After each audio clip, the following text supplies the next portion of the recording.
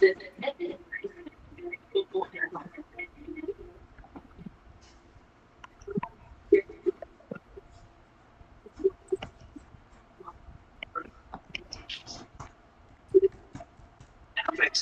has a three-course meal called the Aussie Aussie Aussie.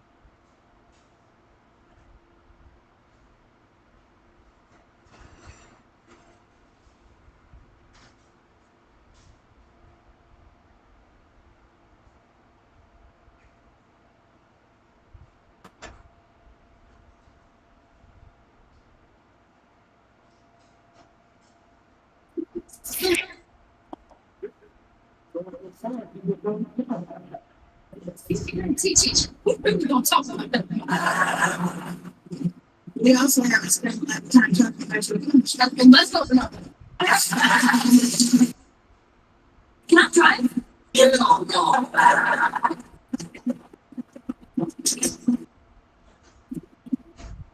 Why would you shoot this like that? This man's back there, Joe. Make this up into what's supposed to be. Maybe you can sex like all right. The Christian soul for building for us. They're going to shoot us to dress with and she is necessary for this life.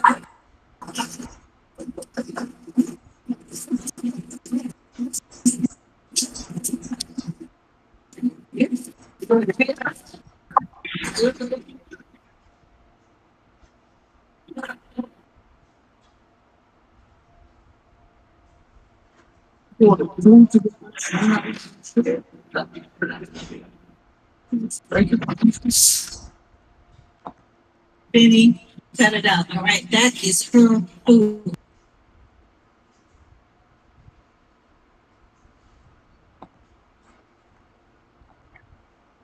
Can you guys still hear him? Or is he muted for all of you? I can hear him. You can still You hear gotta him. still hear him. Yeah, we still hear him. Un momento.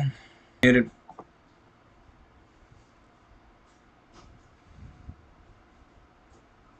Alright guys, it's gonna be starting at 9 o'clock. I'm just here hosting. Not really hosting, but like it's on the YouTube. Make sure it's live for everybody to be able to watch. I'll be popping in here and there to talk, but I think it's gonna be majority Big Bird, League God, and you know, our lovely little whatever you want to call that. Is that a donkey? Holbrook? It's a goat. It's a goat. All right, and Holbrook. So they'll be hosting. I'll just be here hanging out, and once in a while I'll chime in. Thanks for setting all this up, Barry. You know we're all here for you. Yeah, I mean I'll be here talking. I'm here, so obviously I'll be chiming in. And just also, you know, I got the baby. All right. I'm going to go back to mute and keep making sure that everything is perfectly set up. How's YouTube looking, everybody? Does it look solid?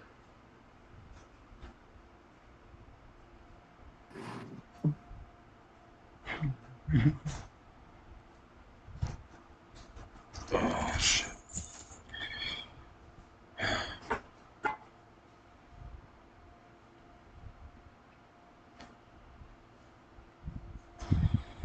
Alright.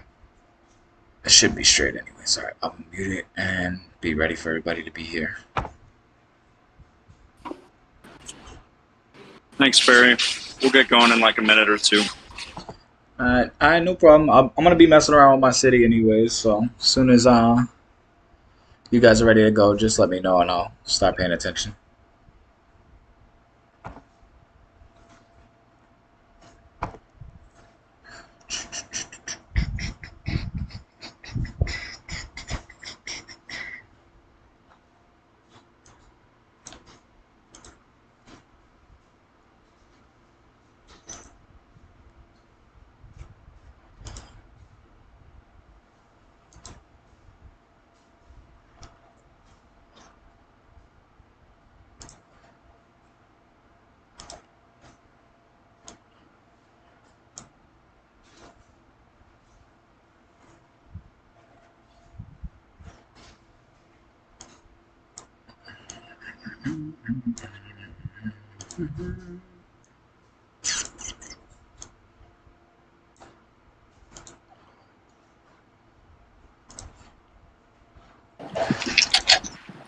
All right, 9 o'clock. Let's do this thing.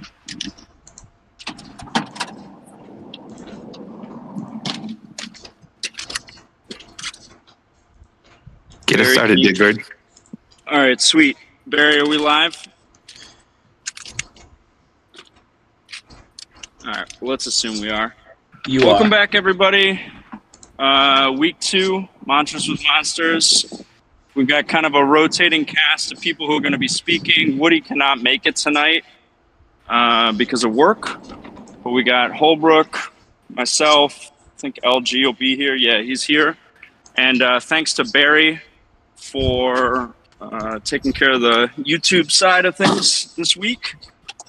And I think with that, we're going to start off by just going through GC recaps real quick. Do we have anyone from 255 here?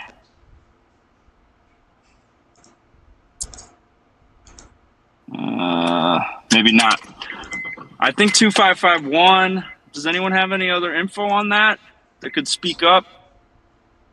I think LG, I saw Baby say something to the effect that they were getting attacked by two of the other nations in one of the rounds. People trying to make 255 fail, but they were able to fight them off and pull out the win. Yeah, I mean, from what I saw, there was definitely some burning 255 cities, but they essentially maxed, like, points regardless of, that little bit of a hiccup, I guess you'd call it. We had some similar stuff in the 425 GC, so it's like, yeah, I don't think anybody can really compete with 255's health finish right now. So they're probably just getting some individual points and having a good little time at it. All right, sweet. Do you want to tell us a little bit more about the next one up, the 425 GC? I mean, we had a little bit of drama, I guess you'd call it, with the Chinese over there in 528. Long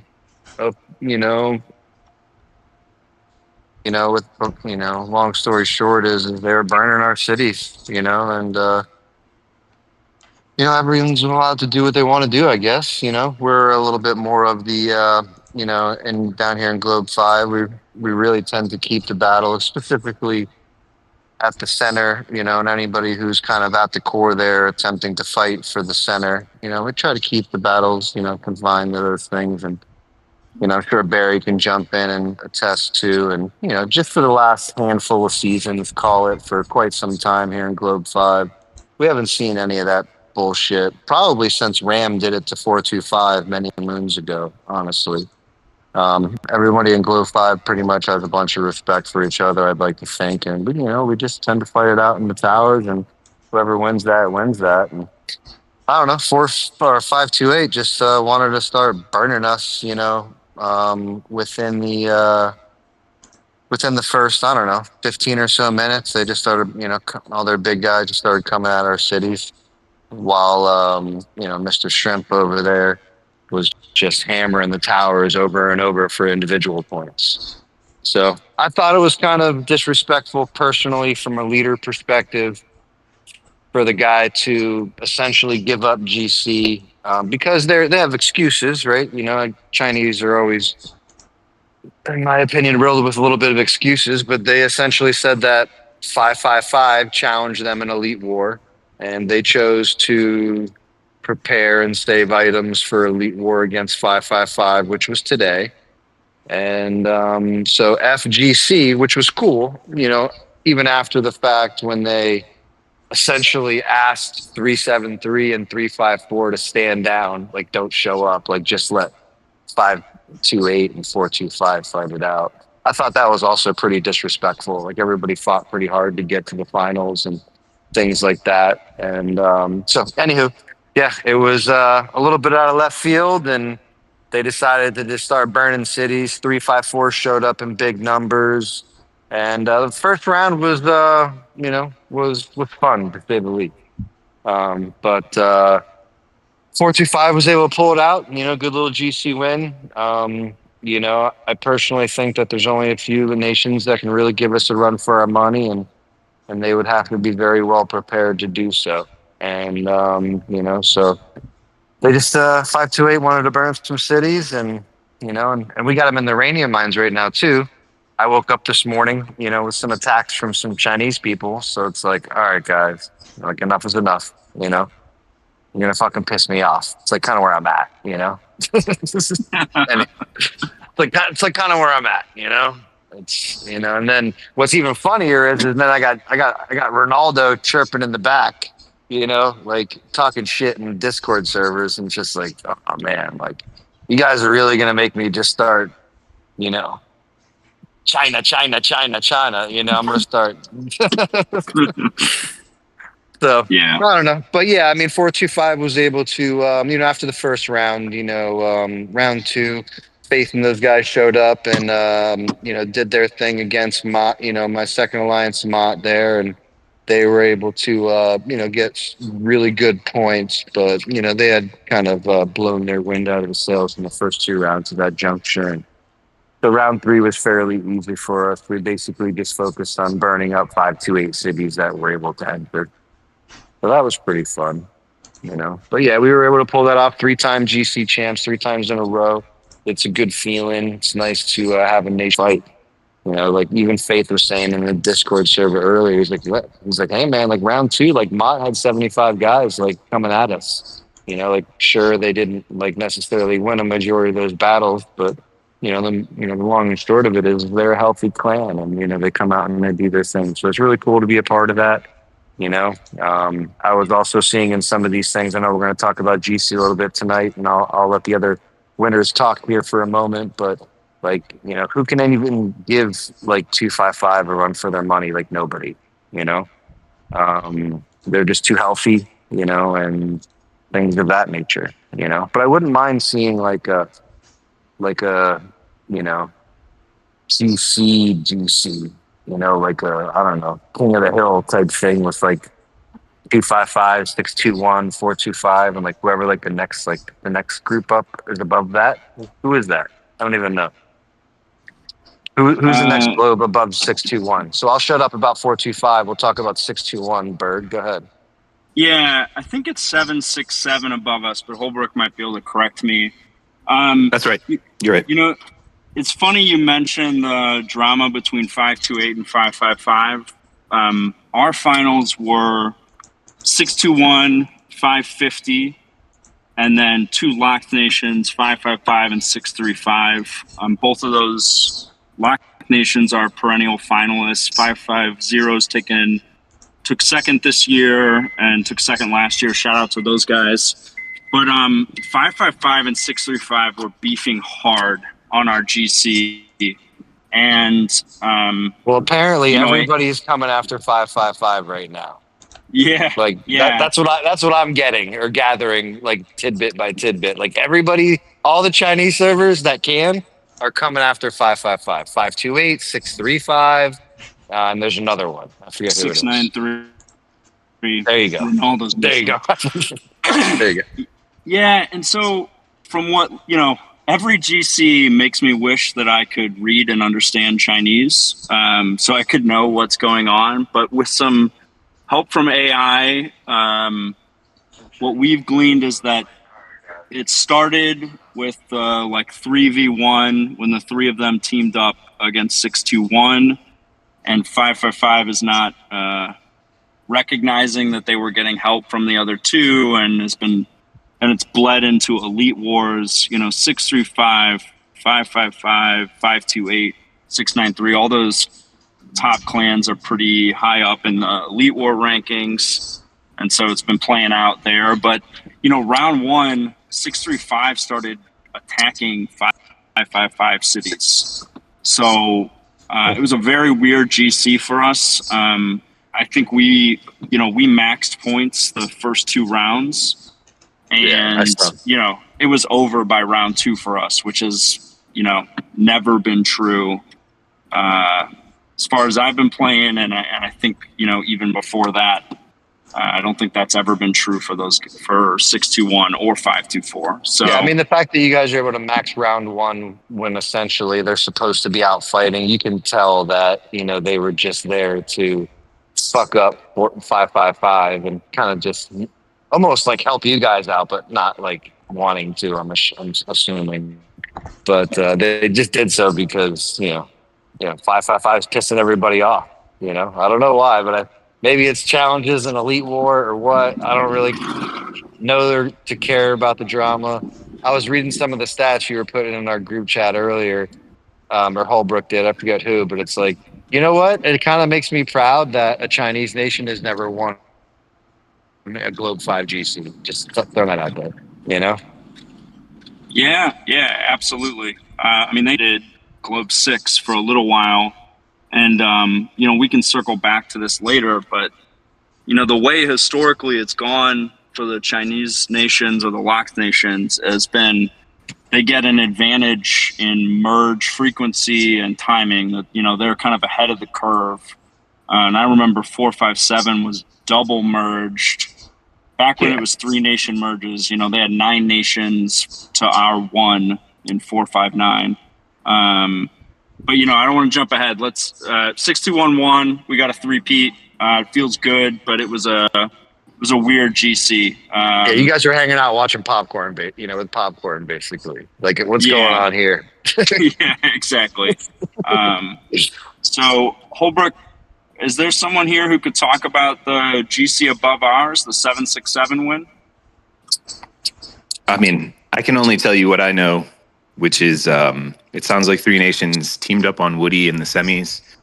And so one of the Chinese nations made it to the final. And my understanding is the other 3 nations decided that that the Chinese nation was not going to win. And then after that, I think, and they did. They were very effective, is my understanding. And then from there, was that the 722 alliance that was there, right? Yeah, the guy that Woody hates, 722, the guy with the black profile pic. I'm changing my name to Woody in 10 days when we play them in Elite War. Yeah, I mean, everybody's definitely got something to say about, 732 should have won, or 744 should have won, or 767 deserved it. I have no opinion there. I don't know anything that happened. I still say 767 was the winner. Yeah. Got it. Nice. Do we know what the point spread was? What was the end? Like, was it close? Was there any of them? Was there any of the GCs that were really close that would have been fun to watch? Because what I did notice this GC, there really wasn't a lot of people streaming. The GCs that we've done in the past. So I feel like maybe there's just not enough hype around them because there's potentially just clear onset winners already. I think Globe 10 would have been what you were looking for this. I didn't watch it, so I can't say for sure, but I know Globe 10 was streamed on the Globe 10 Discord. And I know going into the last round, it was fairly tight between 858 and 799. And then 858 took the win at the end. Nice. Yeah, 858's been up and coming for a little while now. I see those guys climbing up the Elite War rank. Those are the guys who had the stream with Barry that Barry made an Elite War video with, right, Barry? You're here, aren't you? I'm pretty sure that was who Day went up against. Yeah, 858 was him. That was a really good video. I remember watching that. They were a lot. Those guys are decent. Yeah, 858's seriously strong. They're great. They got a good setup. Everybody seems bought in. Whoever gets the next merge with them is going to be very well set up. Has anybody heard anything about mergers? Like, at all? We got GC over with now. Usually somebody's hearing something. Any pin drops, anything? Word on the street is 528 and 693 emerging. That's word on the street. I mean, that's just people talking, is that I think we can all agree that they're not going to just merge 2 nations, right? In a time like now. So if they're going to merge those 2 nations, there would be a slew of mergers, I would assume, so. They're Chinese. Would come out, they would so come maybe out you're right. around, they come out usually around 10 o'clock Eastern time. So we could see one during the stream, somebody get a mail. Yeah, I'm personally of the capacity that they're not coming anytime soon. They're going to milk what they can as long as they can, but I could be completely wrong. You never know. They're just dumping events on us after event. It's like I saw the new event and a bunch of screenshots, but I haven't even read the rules or anything, so I got no clue. I know somebody that's in it. We can talk about it if you want later. I went through a whole, they showed me the whole setup. I think the reason why everybody's talking mergers is because there's very few windows. I think Relly from 896 said that there are only 8 windows a year where a merge could happen, and this coming weekend is one of those windows, which is why everyone's talking. That doesn't mean it's going to happen. Got it. Okay, that makes a little bit more sense. I mean, usually after GCs, if there is going to be an announcement, it's made shortly after GC, or at least that's been the status quo the last handful of them anyway. So Yeah, I think you'll see everybody real excited up until Wednesday, and if they don't hear anything by Wednesday, I think you're going to find a lot of upset people. Yeah, I agree. But also, if they do come, do we not think it's just going to be the Nation 850 and above? You got 779 that still hasn't gotten a merge, and then you have Yeah, I mean, I'm sure there's a 10 or 15 nations that I was just being facetious. Like nobody in like Globe 6 or below is going to really get anything. Maybe like I still got a couple of fucking dingleberries hanging out in Globe 5 that haven't had a second merge yet. So like they're gonna get their merger, and like the couple of dingleberries in the globe above me, they're gonna get their merger, and then there's gonna be a fuck ton with like between 7, whatever you just said, through like 890 or something dumb, and that's it. But like nothing in globe 1 or 2. I don't, in my opinion anyway. I have this gut feeling that that's how it's gonna play out. I thought they were doing a lot of stuff they were doing in order to merge those ancient nations. But now with the head of state changes, maybe the ancient nations are happy, and so that hasn't been a priority anymore. I have no clue. I think they are not happy.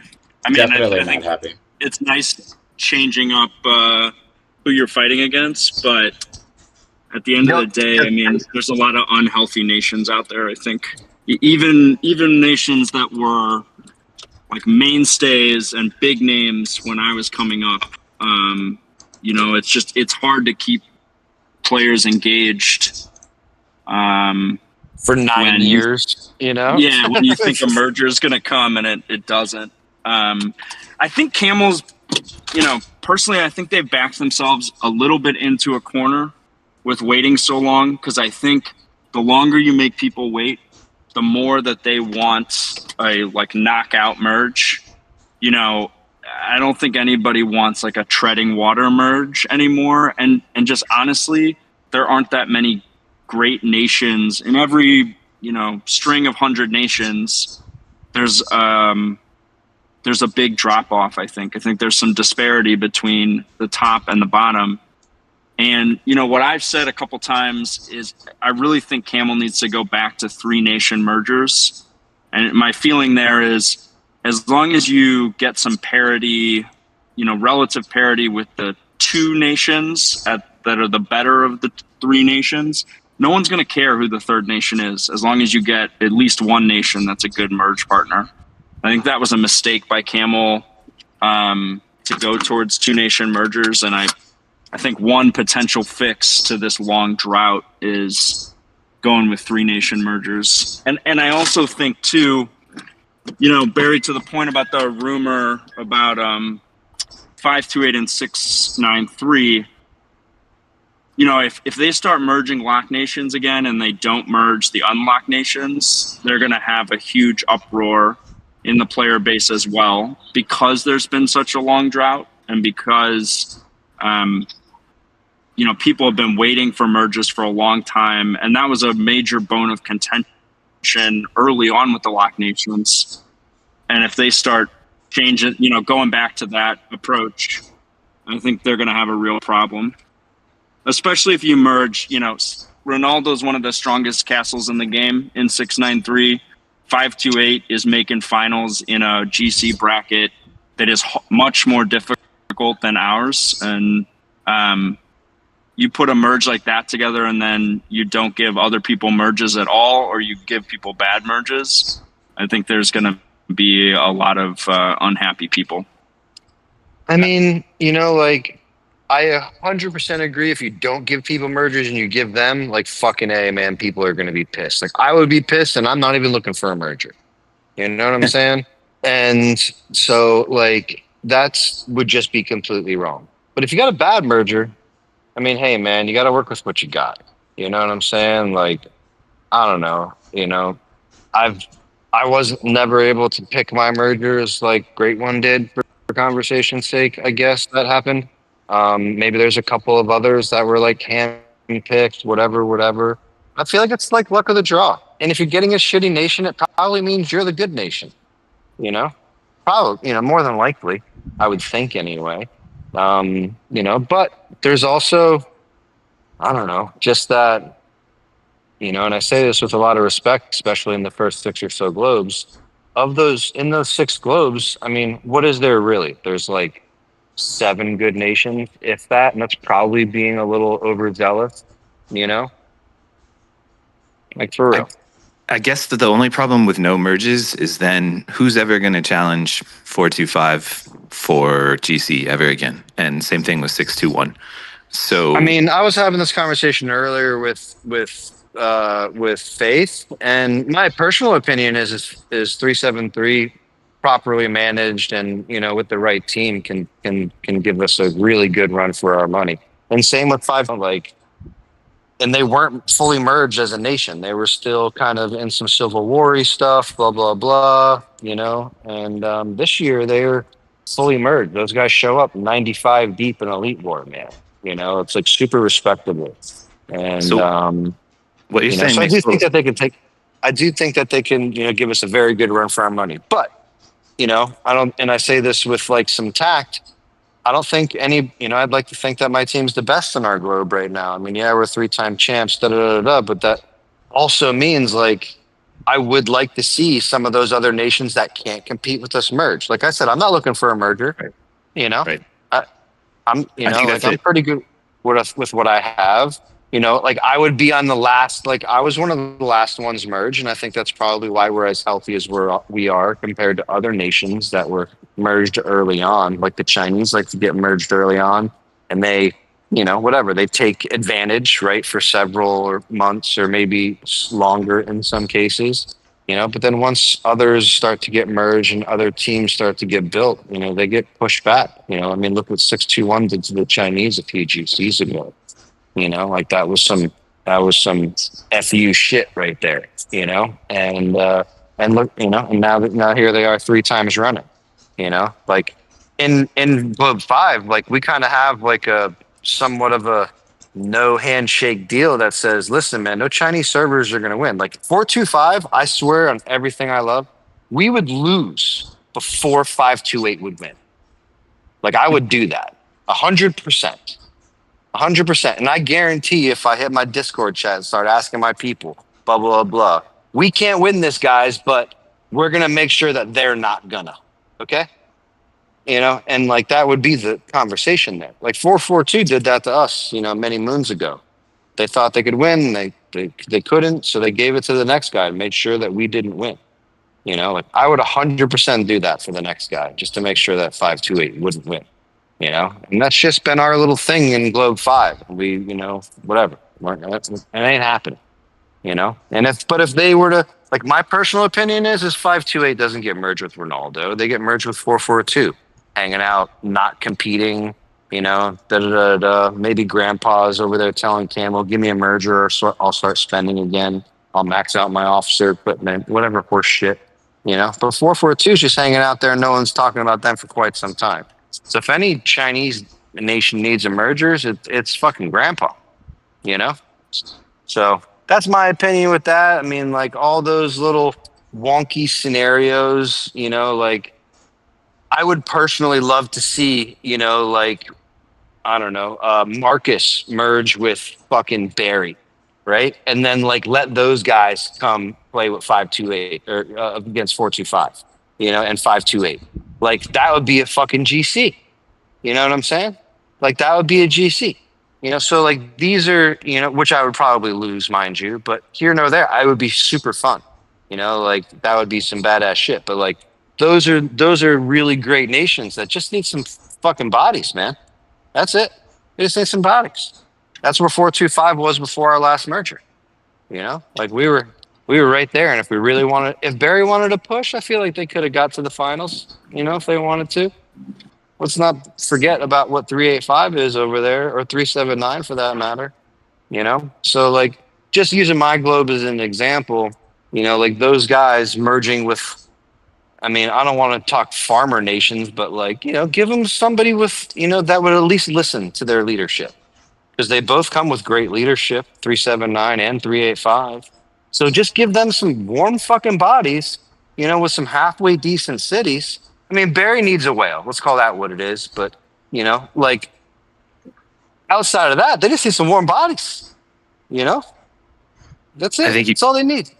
I think you pretty much nailed it. Like so we have to always make guesses like we do with the limited information. If you look in the ranking screen, you see Global Conquest winner is still the top. That maybe tells us that Camel cares about Global Conquest. And LG, I hear you that maybe one other nation could challenge you right now. But if I'm Barry, why would I want to even try to make that finals just to not be able to win? It wouldn't make sense to me. And so they have to bring these mergers.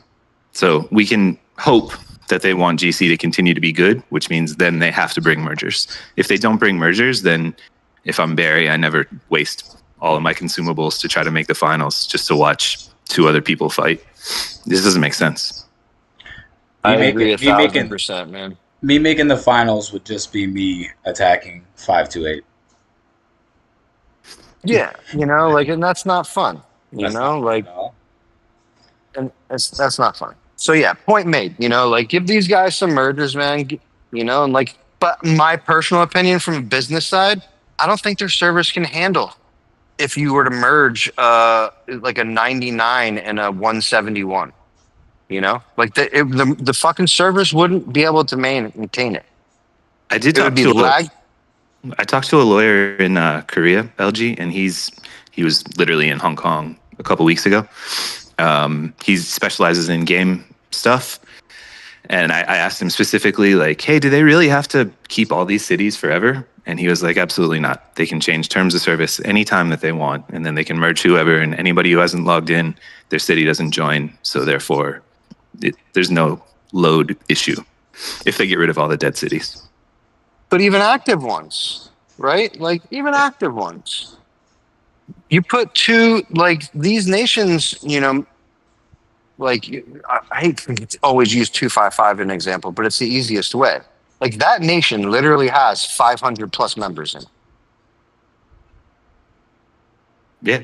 I mean, I definitely have no argument for you. Like that login and blah, blah, blah. So if you take 500 plus members and then you add that to, I don't know, like give me somebody shitty in Globe, I don't know, not 246, they're too fat, but like some other random nation, 99 is a good example. They have like two good alliances, blah, blah, blah, but that's another 300 people.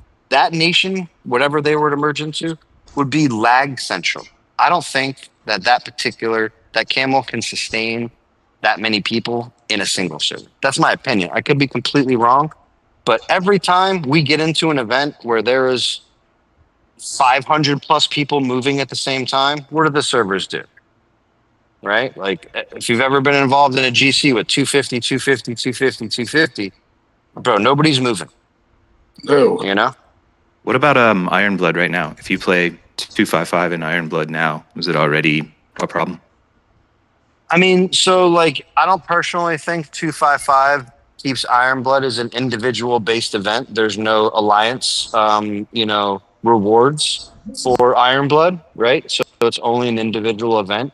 So it doesn't like 255, like only the individual players like Baby, or I don't even think Baby plays. I think Sunset too, however you say that name, plays for Baby City during Ironblood. But I don't think it's an event on their table just because it's an individual only event. They're really not selfish players over there.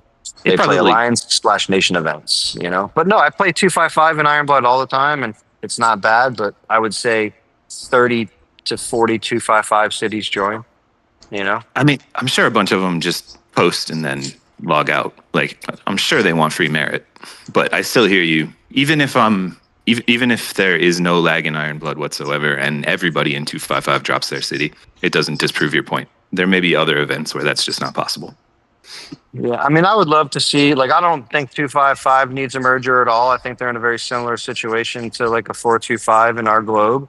But, you know, like to give 255 run for their money, you'd have to like, you know, give 52 a merger with like, I don't know, somebody else who's pretty good, and maybe they'll get reinvigorated again and, come after them. Same with 269. Give 269 like, I don't know, like like a nation with like three whales in it. Those guys will become unstoppable, So there's a lot of different playable, points of view. It's just a matter of Camel can sustain it and if they're going to pull the trigger. Because I personally, like, I enjoy the game. So I would love to see how Baby, right? Because I look a mentor from Baby in the game for many years at this juncture. I would love to see how she reacts to, I don't know, 269 and 52 merging, Like, wouldn't that be some shit, right? Like, I think that would be really cool to see because, that's just, like Baby fears 269 anyway, even though she knows that she can beat them. But, long and short of it is you give those guys some, a little bit of oomph, there'll be a problem, and I think that'll be really cool to watch as a player and a lover of the game, I guess you'd call it. Same with 425. Like, yeah, man, we want some competition. So merge some people up that would need it, that are still hanging around doing their thing. Like I personally think 429 would be a great nation again if they were to get a halfway decent merger, but I could be completely wrong too. Maybe they hung on to the farmers for too long. There's a lot to be said there. I would love to see it though. Another interesting question. I think we all want to see the merges. You're definitely right about that. I think another interesting question would be like, will Camel merge a one merge nation with a one merge nation? So like a 767 with a 796 or something like that? Or will they take both of those and merge them with somebody that already has like 3 or 4 merges? So kind of either create a new strong nation or put more power in existing strong nations. They could go either way. Well, in your globe, there's how many that are left without a merger? Let's ask that. Is there more than 6 nations? It depends if you mean Globe 9 or 10. I think in Globe 9, there's only 779 that hasn't gotten a merge. Okay, and so basically the 700s are essential in that realm of things, right? That was the last set of mergers, was a bunch of 800 and early 900 cities. Yeah, I think they go farther. Like 1,000 has already merged, so they go farther than that. But other people have been skipped. Like 1,000's been merged, but 896 has not been merged. And there's assuming a couple of other cities in the 800s that haven't been merged either. 923 also. I'm sure there are plenty that haven't been merged. Yeah, I mean, don't fucking place any bets, but if I'm a gambling man and I'm a gambling man, I would 100% say that Camel is just going to catch up and they're going to give you mergers and, to say, hey, we're doing mergers, but they're not. I don't think anybody that we're talking about who needs a merger needs a merger. I think the first nation to get a merger in this next merger season will be 429 because that's the last one that didn't get a merger. I believe it's the oldest nation without a second merger, and it's going to start to go up from there. That's my professional opinion. Yeah, I just think it'll be interesting to see. Like, take 767. They have one merge. Do you want to put 767 with someone strong? 767 is going to the 800 nation that you just described that didn't get a merger yet. That's where they're going. You can almost bet your money on it. They could go down to like a 619, and then maybe 619 can compete in that GC. 619 just has already had a second merger. Yeah, that's what I'm saying. I wonder if Camel will create stronger nations by merging down. I don't think so. I would argue more for the older nations to be diminished and get moved up in some capacity, and just sprinkle them all around. I would see that before I'd see them bringing them down in that regard, especially if they were already merged. Again, bet your money on it, but I would tend to say that 797, is that what you said, or 767? 7671. You can use any of those numbers. But they're going to go to the next available guy who hasn't been merged yet, bro. That's my opinion. Being around as long as I've been around, I would assume that they would do that first because that's what they've been doing. You know, So if they do that, they create more thriving nations in the younger nations, which is that makes sense. But the only way to bring more people down to compete with like you is to merge the opposite direction. Correct. But I also feel like that's why we're just fucked in our regard. You know, and you got to work with what you got. You know? Yeah. Yeah, we'll see what they figure out. I mean, they keep releasing all these new events where the merge becomes less important. And so I would be arguing usually like maybe they're just done. Who cares? Focus on your alliance events.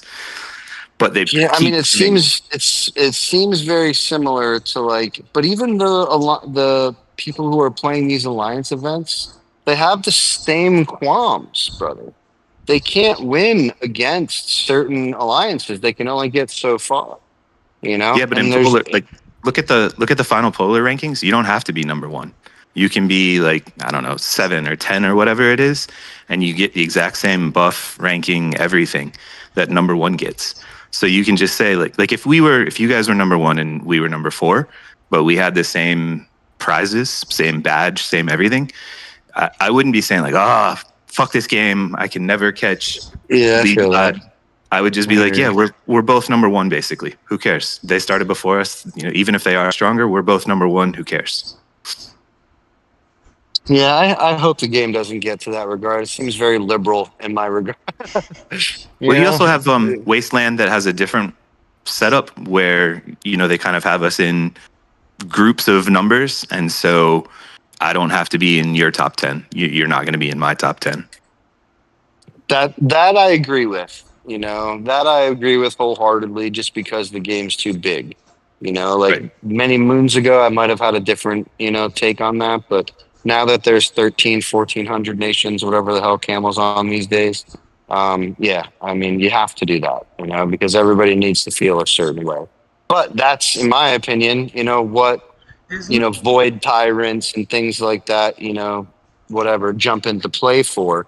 But, you know, we can also, you know, I can use Shrimp as an example. Shrimp came in and just chain hit our towers over and over and over again, knowing that GFK would be holding the tower for points. And this guy got 250 million or 225 billion points and, you know, in my opinion, stole first place. He didn't earn that shit. He's definitely not the strongest, you know, / hardest fighter. He sat in one place and sent 5 fleets to 5 different towers for an hour and a half. Didn't even speed them, really. Just sent them there. Just sent them there, you know, point fucking horn, you know? I don't personally have respect for that. Now I got to look at this fucking prick, you know, every time I collect my daily 5-minute research speeds. And, you know, it pisses me off. It does. So, you know, I kicked his ass right out of the mines. You know, he's got me in my feels. I don't like that shit. It's disrespectful, bro. Straight up. I think you guys fought different in your globe. Like that's all I see in the younger globes, or 700 or whatever younger, is it's rarely, very, very rarely, the person that fought and their nation won GC that also has the top score. It's more like, well, I know I can't win, so I'm just going to fuck around and take the top score. Yeah, that's some fucking gay ass shit, in my opinion. There's also, I know you're talking about city burning, but I've definitely heard nations say, if you want to win, the first thing you do is just go burn everybody's city. Don't even attack the towers for the first 5-10 minutes. Just go to whoever you hate, burn every single city. Their whales will heal, because whales will always heal. But all of the 34s, 36s, 37s, they're not going to have the heals. So you take them out of the mix. They don't have numbers anymore. And then maybe you can try to steal something. I'm not saying that's how people should play. I'm saying that's the prevalent strategy I'm seeing up in our globe. There's plenty of, you know, ways to win shit, you know, and in my opinion, you wouldn't be the favorite, right? Going into doing some shit like that. You know, like, I feel like 425 has been the favorite in the finals. Even before we won these last 3 times, we were the favorite a couple of times, or you know, like, oh, they might win this one. It would be really close. And I don't know. I feel like there's a really good argument on, if you have to burn cities, you're gonna lose. You know.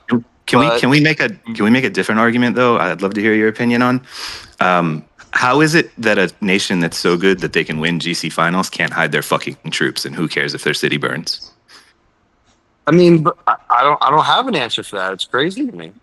That's the answer to that. It's just like, I watched whoever played 7-2-2 in Void. They just mopped 1-1-4. 1-1-4 went into 7-2-2 and just ate those guys alive. Those guys must have lost fucking 100 to whatever, a fuck ton of BP is what they lost. Because I was watching some videos on Facebook where those 1-1-4 boys just went in there and just ate them up, dude. So I don't know why they don't hide their troops, bro. I don't know. I don't get it. I really don't. Maybe they got drinking problems in China and they just like to lose their fucking bubbles, because I'll tell you, man, the amount of bubble drops on, it's unreal. I'll tell you, Ronaldo, they actually don't do bubble drops, but they will like defend and give you a fuck ton of points, like crazily. Like my Dead Nation 357 just beat up on 693 recently, like in the last 4 or 5 months. And 357's dead as shit, So it's like, and we just beat up on them like heavily recently, So they're just not good. Maybe they just don't care. I don't know. Someone put in our Void War chat, 425 should ask for 528 in Void War or something along those lines. It's like, they don't want that, man. Like they don't want that. They want to save their troops for, Elite War and stuff like that and be very, methodical about how they, have their troops and things like that, and let them do their thing.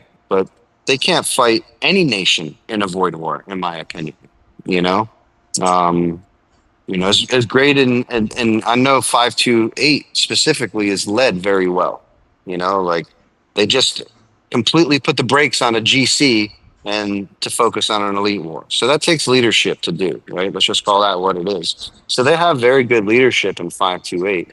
But the fact that they can't, get it together for a Void War blows my mind. Because I would personally think that it's 400 million BP fatty that's flying around your nation, bro. Like that would be the coolest report. I would like to see that report, please. But they don't do it. Like none of the Chinese servers do it. Even Ronaldo. I've played Ronaldo in Elite War in 425 the same day that we fought them in Frenzy or Void, whatever it was, in 357. I was waiting for the 675, 80-man attack, and it didn't fucking come. Yeah, I can't explain it either, man. It blows my mind. And I gave him great traps to come hit. Nothing. Not even were they defending against us. 20 minutes after Elite War, bro, I'm burning them up, and there's like 7 defenders. It's like, what the hell? You mentioned 722. That's who we had, I believe, last Frenzy. And I never put my bubble up once. I was just kind of bored, hoping they would come. And they just kept coming one at a time, 2 at a time. They never attacked me at all, but even attacking any of our players, they were coming 1 at a time, 2 at a time. We would attack them and just walk slow, and they would defend in Frenzy, not against the tower, just defending cities. But they never come in numbers. I can't explain it either. They just want to open their boxes, I get it, I appreciate it almost sometimes. But because the Chinese servers are so strong and they, free packs, whatever it is they get over there, or they just got hella bread, who knows? A bunch of Temu shops, whatever it is, they're spending money over there and they got fucking strong cities. I would like to see them burning somebody up, man, and they just don't, This is also related to your topic of whoever has the highest score. So I feel like in Head of State, the person who wins Head of State rarely has the highest score, because if you're losing, you end up facing 1 or 2 lock nations, and then I can speak from experience. I hate that the highest score for Head of State fucking includes rounds 1 through 4, bro. That's such a fucking bullwinkle way of stealing some shit, and I don't like it.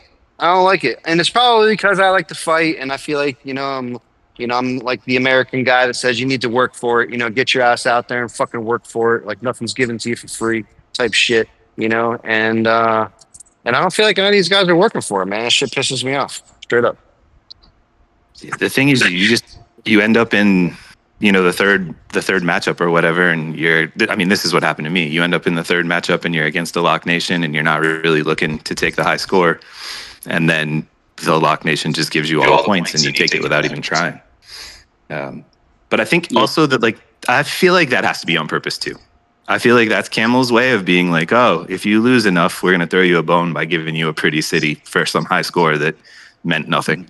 I mean, I'm talking about myself. My high score in that head of state meant nothing. But I did get a pretty city. Yeah, I mean, it probably also meant you gave a couple of gold ducats to him or along the way, and but who cares? You had fun. Like, and was your head of state bracket somewhat tough for you? Weren't you in the same bracket as 114 and those guys? I think we're facing them this week in Frenzy, actually. Oh, gotcha. Yeah, those guys are fun to play, man. Those guys will come at you with 50 plus, man. So prepare yourself. Those guys. I've never played them, but I've seen enough videos where I'd like to think that they'll come at you. I think their little Civil War might still be rolling around, but whoever was making the videos in that server for a little while when the Civil War was hot in 114, man, that was some funny shit. That was some funny shit. I'd love to shout out their YouTube channel, but I'm sure Woody can drop it in his video or something like that. But yeah, they were funny. But yeah, 114 should be fun. We got 621 this week. I'm looking forward to that. That should be fun with these guys. 2-5. Who's 2-5? Yeah, we're gonna have a good time. Big Bird, do you guys play Frenzy? Have you always played Frenzy? I think Frenzy has been like a secondary priority. We just hate losing. So, it's not the same as Void. I think it'll be fun for us against 425. We're going to have a good time. We've talked a little bit. We're going to keep talking about making Phase 5 the premiere and not really pushing Phases 1 through 4. Keep it close so everybody has to come fight in Phase 5. So we're going to have a good time. But, to your point, we had 555 for Void, a week before we had him in GC finals. And it was, stereotypical Locked Nation stuff. I think I had like 9 million points in the first 4 phases and ended with over 1 billion points. So they just leak points. I don't know if it's a different rule setup, different priorities. They're a great place to get points and a great place to get resources if you're during Void. Yes, 555 is probably the fattest nation out there besides 246. Well, actually, I take that back. 246 is probably a little lighter now after a few voids against us, but 555 literally has so much resources. Like every one of your guys could upgrade a handful of times, and as long as you got a couple of people, hanging around, like they won't even attack you for the most part. Like maybe your like C36s will get smoked up, but like a big city can literally just sit in 555 and eat all, and they'll do nothing. Yeah, I mean like hundreds of millions of minerals, like to the tune of that, Yeah, exactly. Like everything's got everything for C44 ready to roll. With these new matchups, with these old nations that don't even care, it really devalues farms even more.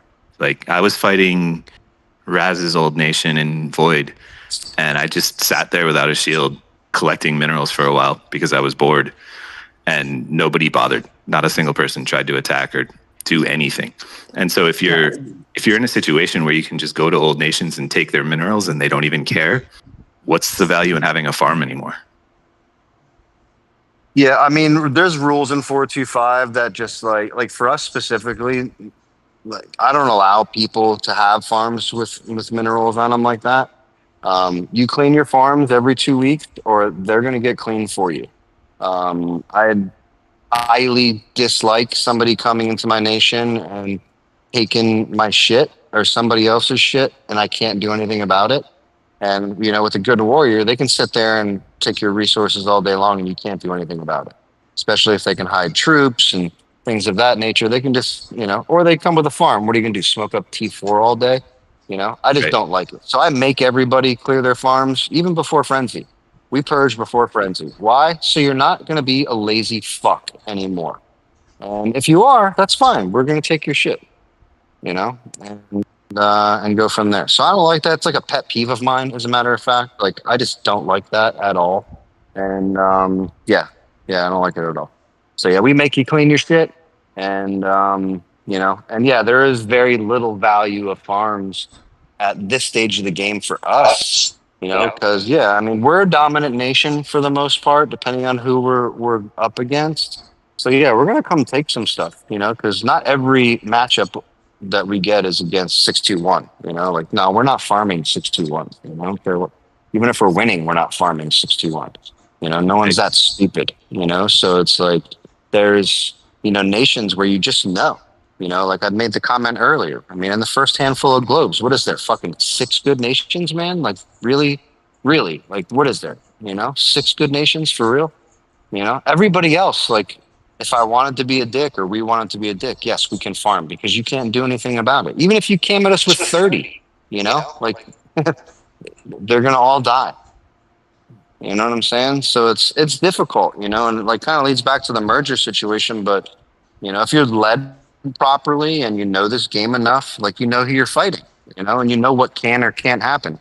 Now, sure, there's some, sideways things that can happen along the way. And, maybe there's a casualty every now and then.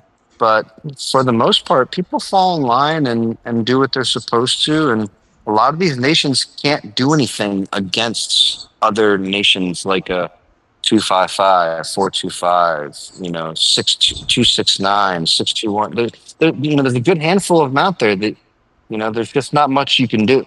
It's fun when we fight each other, right? Like the 567, 255 thing that happened a couple of weeks back. Like that was fun to watch. Even those Bo and those boys couldn't, keep track with 255. Like just the hype of it was fun, right? And I think I can get some backers when I say things like that. So the fact that a majority of these nations, and I'm sure even Holbrook and nations that are in the 700-800, you guys can be of the capacity where you're fighting who and what you can do to others, And when you get to that level, there's again, outside of some, boomerang that comes back and whacks you in the side of the head, but for the most part, So when we fight 246, we're going in there and we're taking all your shit because we know that every farm is full.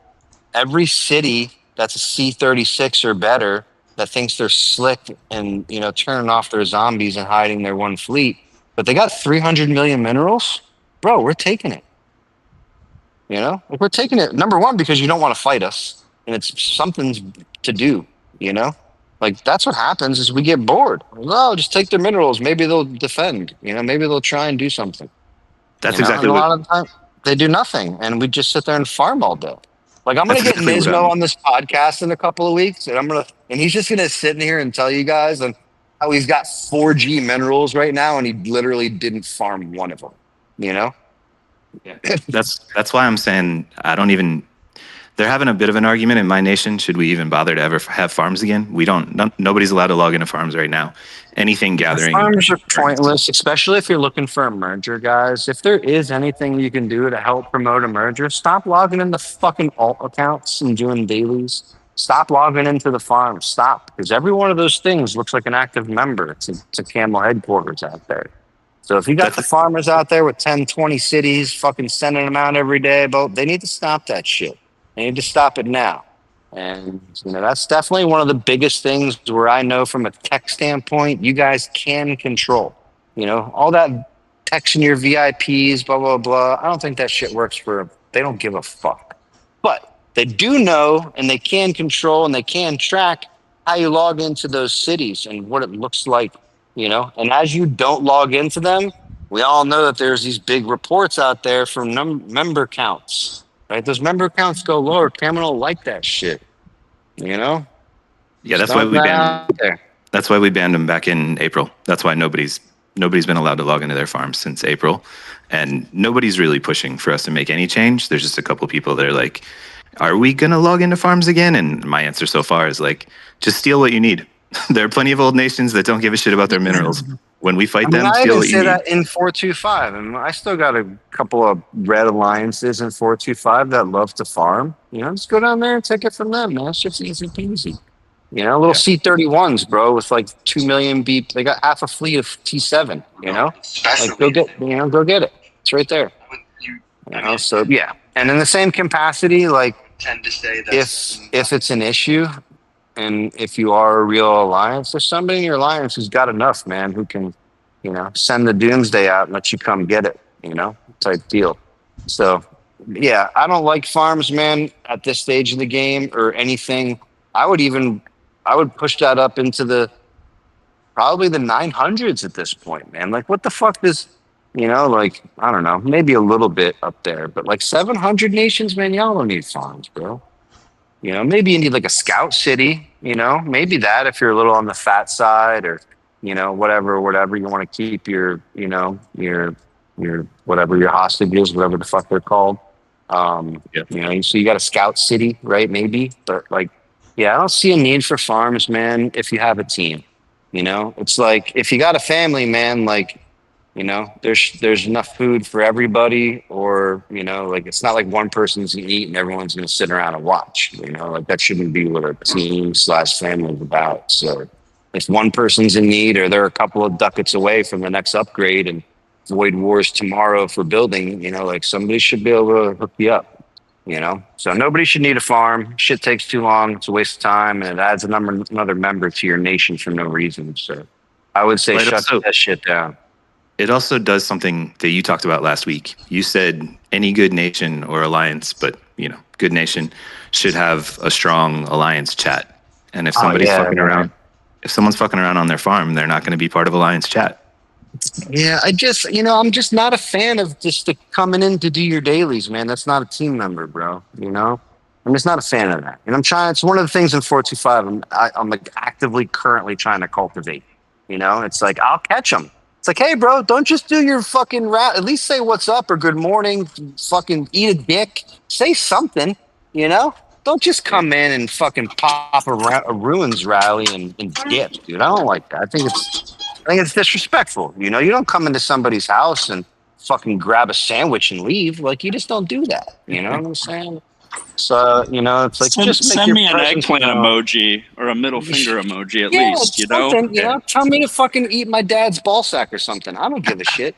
Just fucking say something, man. Just, you know, acknowledge, like right now, you know, like everybody's champ, you know? Everybody in my alliance, nation, champ. Your name is champ for the next unforeseeable future. I'm just calling you, what's up, champ? Good morning, champ. Like, I'm a guy, I call everyone fucker. Right, that's just me, right? So whatever. I say good morning, fuckers. But to me, like, fuckers equals like family, right? So like, I've been removing the fucker part of it. And, hey, morning, champs. You know, like that. You know, just what's going on? Making the coffee, blah blah blah. You know, like, kind of is what it is. Just something, man. Just you gotta communicate, man. You know, you got to. Yeah, there's no relationship without communication. You know, it's just the way it is. You got to be able to talk to people. I think another point on that too is, you know, a lot of people use Viber and Discord, which I think can be a good supplement, but it's often limited in kind of the translation. And so, you know, my experience is that a lot of English folks really like, or English speaking people really like Discord, the functionality of it. But when you've got a, you know, multinational alliance, which most of us do, because you eventually consolidate all the best players into one place. Even though the camel translation is, you know, not good, you want to bring people together in a place where everyone can at least half communicate, you know? So it's another point in favor of alliance chat. Yeah, exactly. It's camaraderie, man. It's getting out there. It's learning the other cultures. Like, I can't tell you how much just random shit I know about Japan now. You know what I'm saying? Or like other cultures or whatever the case is, you know, or like who likes to drink, who doesn't. I mean, I personally am still finding out who's male and female, bro. You know what I'm saying? And so, like, there's just, you know, I like to get to know people, you know, and I personally think when you build that relationship, and I do it from a salesman standpoint, you know, because now you feel a certain way when you let me down, meaning you didn't show up when you were supposed to, you know? And so, like, these are the things, you know, I build a relationship with people. So, because I place the expectations on others that I place on myself. You know, if I'm going to be here, you should be here. It's just kind of the way I look at it. Now, I don't expect you to be here for 17 hours on a void wear Sunday like I am, but I do need you to be here between these hours and these hours. And these are and I can't expect to do that if I'm not building relationships and holding people accountable. And that's just some of the whatever, I guess the little junky little tactics I do, but I do actually want to, I've had guys, in this game, come down and stay at my Airbnbs, and I've had guys, from my alliance in my home, and my kids have played with their kids, so I think it's great, and that would have never happened if you're not shooting the fucking shit in the alliance chat and finding out who your people are. You know what I'm saying? I'm finding the good old boys out of Alabama, man. Yeah, bro, come on down. You know what I'm saying? You're my guy, and that doesn't happen without talking and communicating and building that relationship. So there's just cool things that happen in the game. I don't, 425, we got a marriage in 425, The little Japanese couple, they met in the game, blah, blah, blah. They recently bought a house. They're married, the whole nine, bro. They don't play anymore, but hey, man, that's cool, So I like that type of stuff. And I think that's what builds good, good teams, and I think that's what, allows people to show up at the right time, man, because people don't like to let people down. At least the good people anyway, Yeah, you build that human connection. That's what you're talking about, and so you're not just letting down your team in a game, you're letting down people that and that people you have a relationship with. Well, man, it's cool. It's really cool. I've built a lot of relationships over the years, both in business, personally, friends, family, whatever. And I think that it is completely different for, I'm in my 40s, man. So the fact that I have relationships with people, that for the most part are tied to a mobile game, is a little mind blowing to me, but it's also really cool, The fact that we can sit here and do something like this on a Sunday night. I mean, shit, dude, we're an hour into this, bro. We're just sitting there shooting the shit, man. There's fucking God only knows how many people are sitting here listening to us at this juncture. That's the good stuff, man. That's I don't have anything but positive things to say about that. As far as the game goes, yeah, it's not fucking what we all want it to be. We want to control it, but hey, man, it's not our game. The fear of the unknown is something that we have to live with on a daily basis. So it's very,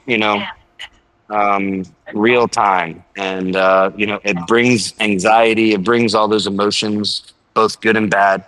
I don't know if you ever woke up in the middle of the night and during Civil War and your shield wasn't there or not, or you didn't remember, blah blah blah. Man, that heart starts going fast. That heart starts going fast. And if you did get fucking smoked because you lost your field, man, your heart pumps, dude. Pumps, And I've never really been burned like that, but I definitely fell asleep early on during Capital War. And, I was probably like a C-23 or some shit. And I woke up and I was completely dead,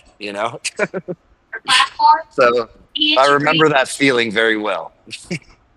We had Civil War in 785 one time, and I don't know. I was just tired of arguing with people, so I just left my shield down and went to sleep. And woke up and I had 12 attacks on me or something like that. And at that moment when you don't know how it went, it's exactly like you're saying. Your heart is like, oh shit, it went down. Let me see what happened. It was great. I mean, I ended up with 0 lost in 2 days of wounded healing, so it went fine for me. But it could have been whatever. Yeah, I mean, just imagine, I forget the guy's name, but just recently somebody got absolutely smoked, 400 million BP, in an older nation. I forget the nation, but they just woke up and they got smoked. They said they burnt the wrong motherfucker, or I don't know what happened. I forget the nation, but somebody got absolutely wrecked, 400 plus million BP and just woke up dead. Completely reset to 0. They were 30 million BP when they were done. I think it was 33, if I remember. It was somebody, man. It was one of those oh shit moments,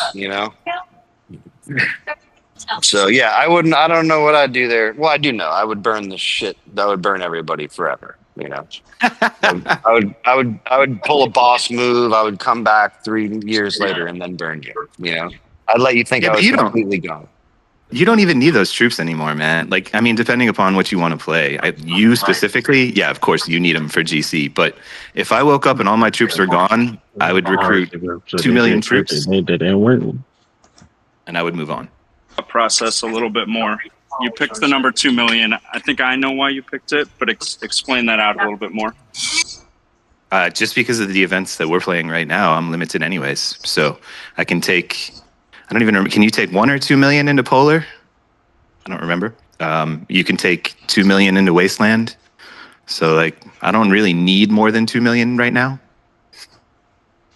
2 million's what, like 3.5 or so fleets, some shit like that. 4 fleets, maybe a little less. But yeah, that's perfect. It's perfect to just kill everybody and have fun. And you'd be able to hide your troops super easy, so you could still have a lot of fun in Void. Mm-hmm. Yeah, that'd be a problem for people. I mean, I'm a problem anyway, but that would be a real problem for people. If I'm hiding troops, running crazy. I actually remember those days in 3.5.7. It was fun.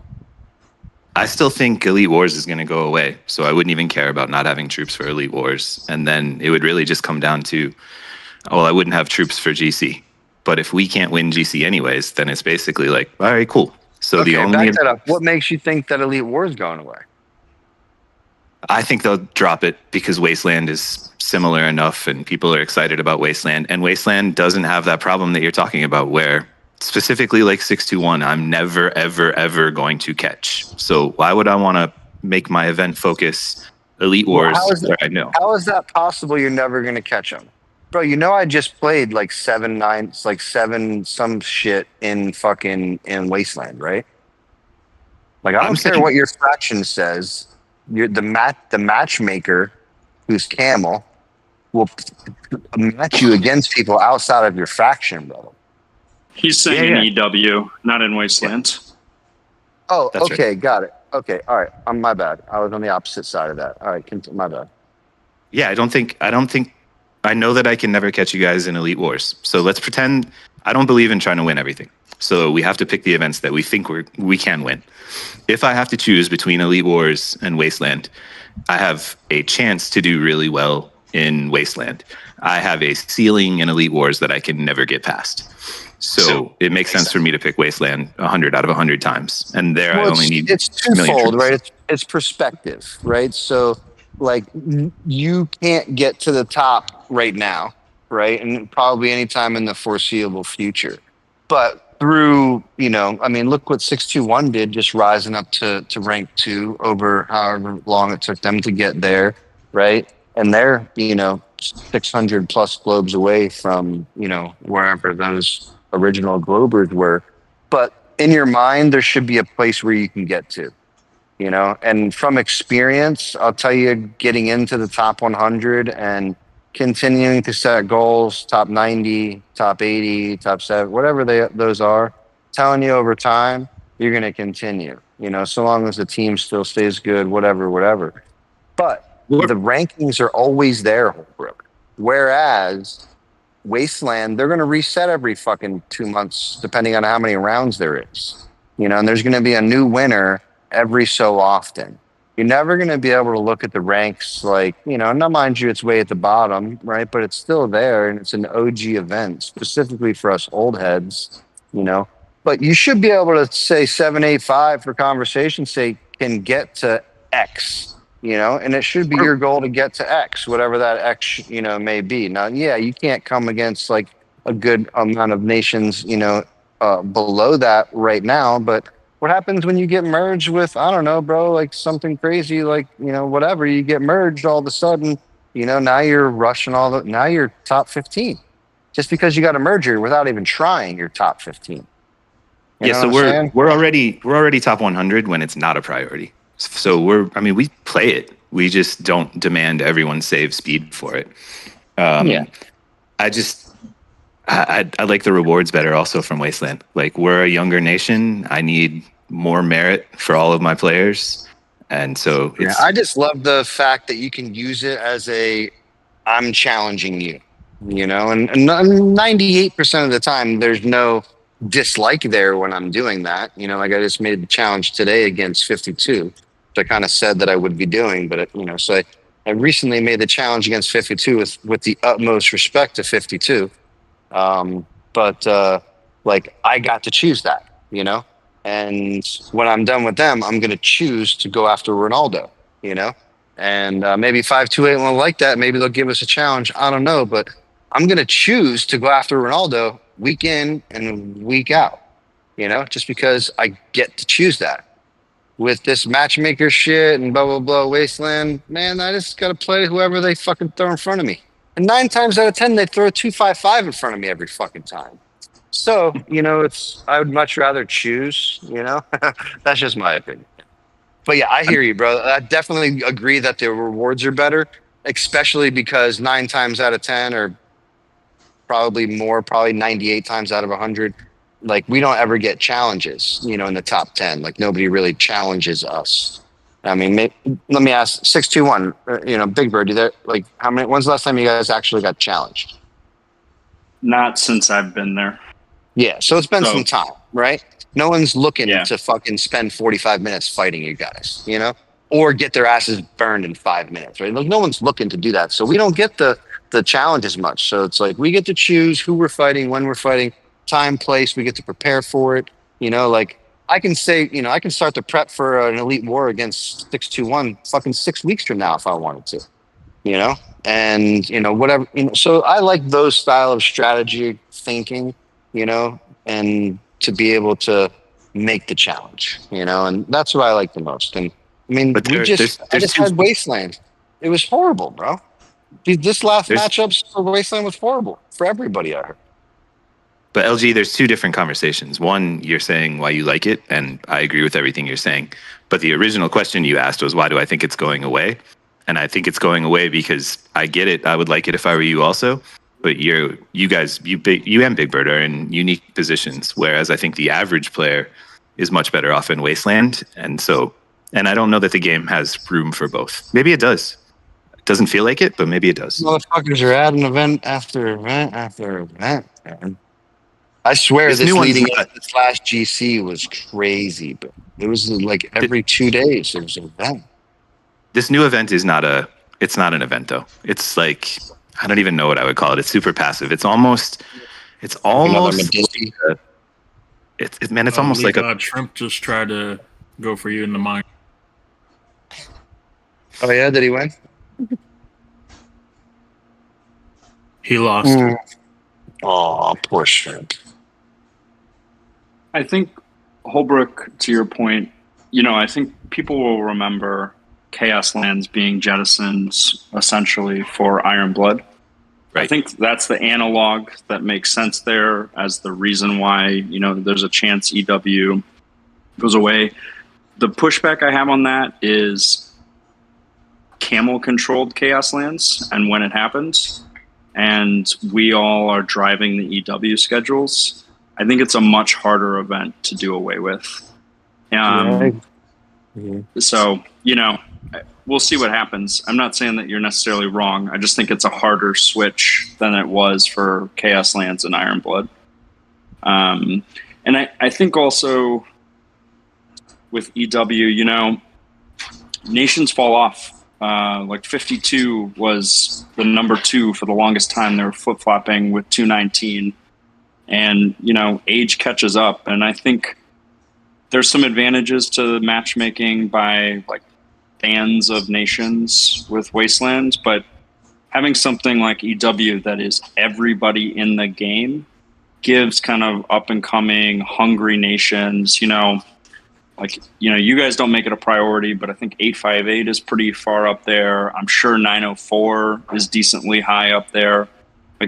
And, speaking from 621's experience, like we're looking at, nations that were the names coming up when we were kind of coming up through the ranks. And, it's a chance for us to kind of test our power and our strength and our tactics against, the greatest alliances that the game has. So,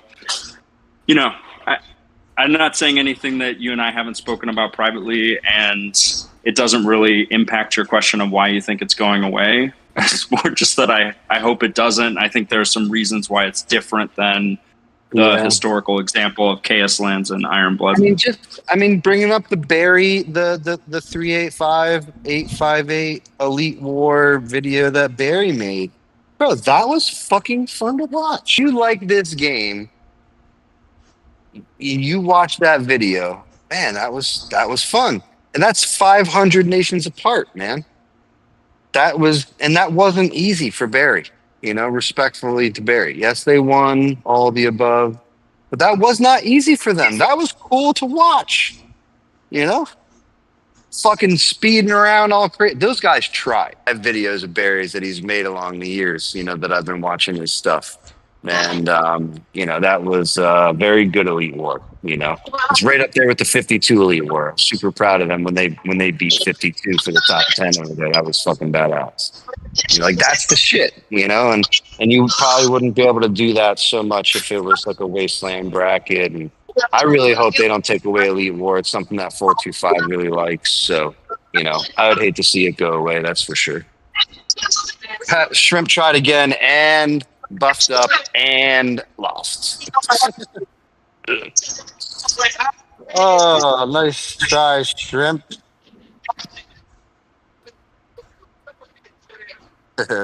I'll share the couple reports here in the chat. I love when he buffs up and still loses. That's the good stuff. That's the good stuff. Now let's see if he's really good. He'll be able to adjust the fleet and see if he can get any better. But I don't think he can beat me. He's coming with the Aeon shield soon. I mean, he can't because he used it in Elite War this morning. So he's gonna have to wait. I'm just kidding. But that's the best when they buff up and they still lose, and then they come back. I mean, if he would, he would 100% beat me. I think with Aeon, and I don't. But here nor there, he just got smoked up on a couple of attempts on defense there. So yeah, it's always good. Maybe Ronaldo were like that because I ran into their number 2. I don't know his name; it's a character name. But their number 2 is a long range guy, and whatever. Maybe I sometimes don't pay attention to who I'm attempting to occupy in the mines because most of the time I can just beat them, right? Like it is what it is. But no, I ran up against that guy and I wasn't buffed and I got killed, and he had Aeon, the whole 9. And I was like, oh shit. And so I had to buff up a little bit because I can't just leave him with that report. So I buffed up. I lost again because I didn't, pay attention. I just sent the shit fleet at him. And, so I had to adjust the fleet, to beat the guy. And Ronaldo somehow got all the screenshots and thought it would be cool to share it in Discord server. It's like, all right, bro, listen, I got something for you, Ronaldo. Don't worry about it. It's coming. I got something for you. Because I'm not a guy I'm starting shit with people, bro. You guys, a lot of you guys, I know Big Bird knows me long enough. I don't start shit with people, and I'm a super respectful guy, So it's but when you really piss me off and you're disrespectful to me or people that are close to me, like my R4s or some shit like that, I don't like that shit. So then I have to, I feel like I have to puff my chest up, It's like this morning I woke up to being fucking plundered by this fucking Chinese fuck. And it's like, dude, who the fuck do you think you are? So quick, easy message to the Alliance. If you see 528, just kick it. Don't even plunder it. Just kick it every time. Just kick it. And I'll take care of their bosses. Don't worry about it. So when you see them, share it. That's it. So that's where we're at. Do you guys usually have a uranium mine opponent that you kind of focus on to keep everybody hyped in the right direction? We use the uranium mines specifically in 425, or a majority of us anyway, just for fleet, optimization, sure, but for the most part, it's for that. It's for training, obviously people need it for green stuff, the non-spenders. I talk about the non-spenders 425 often. So they need it for that stuff, so we try to, train them to, collect at 500 so they don't, do through all that stuff. And, but we really don't have, enemies, right? I'd like to think 425 is a pretty cool server and we don't really have enemies, but we also don't like to be disrespected. And I feel like for some reason, these Chinese servers just, I don't know, man, they just been tinkering with us a little bit. You know, I've recently found some respect for 555, right? Maybe that was with some help through some other players, but you know, like they challenged us 3 times in a row last GC. You know, knocked us down to like fucking rank 14 or some shit. But I was sick and tired of going 45 minutes with these fuckers. So we just stopped, and they stopped challenging, blah, blah, blah. And it was, you know, all right, enough is enough. I'm not going to come after you anymore. You're not going to, all right, whatever. So, but we didn't like have to have that conversation, just like happened organically. These guys are just, I don't know, they're just different. Shrimp coming in, stealing first overall like that on some bum shit really pissed me off. And then to cap it off with fucking sending your dudes to plundering me. And even if you didn't send your dudes, bro, you should have enough fucking leadership over your team that says, hey, leave lead God alone. You know? And if you don't have enough respect to do that, then man, fuck you, bro. I'm coming. You know? I'm coming. And that's where we're at. You know? So, yeah, I don't really have enemies like that. You know? I'm going to make some, though, I'm sure, through the course of it. I got into Ronaldo earlier on the Discord server and had to put his ass in his place. You know, and so you know that's where we're at. You know, but I don't want to have beef. You know, but I just don't like to be disrespected, man. You know, and Chinese aren't good at saying sorry. You know, so we'll just leave that the way. You know. Hey, man, we could actually tie a couple of ideas together and get Big Bird back in with one of his topics. You were asking why I would recruit 2 million, and it's because it was event based, and I think Big Bird wanted to talk about warplanes and how many you should upgrade and how you should upgrade them. I mean, that's all player based. You know, like I was talking about this with Mental, as a matter of fact, like yesterday. You know, he was like, "Oh, I'm ready. You know, 5 fleets for an hour and a half." You know, like the GC prep talk. You know, and he's but one of his comments was, "My second plane is only purple." You know, and the rest of them are still blue or some shit like that. So, wow. I mean, I think it's all you know up to the individual, you know, and how they use them. You know, like I'm the guy who will send 5 fleets if you drop your shield on Sunday. Okay, so no, I don't have 5 gold planes either, though. Right, I have 3 of them. You know. And I think they step down in like tiers for, you know, conversation's sake, like level wise. So I've obviously have a maxed out one. My second plane, I think, is like a level 45, but it's gold with most of the skills open, I believe.